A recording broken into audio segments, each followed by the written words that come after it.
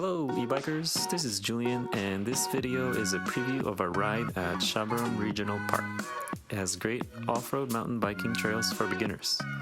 We used about 3 different loops totaling 7 miles in 1 hour with about 700 feet elevation gain.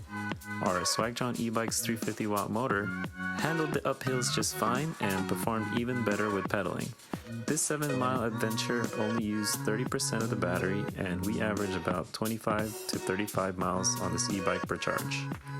Overall, this ride offered great 180 views and riding the ups and downs was a fun roller coaster experience, especially on an e-bike.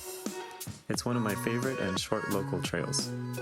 If you're an e-bike enthusiast, RSVP for our upcoming group rides in the link below.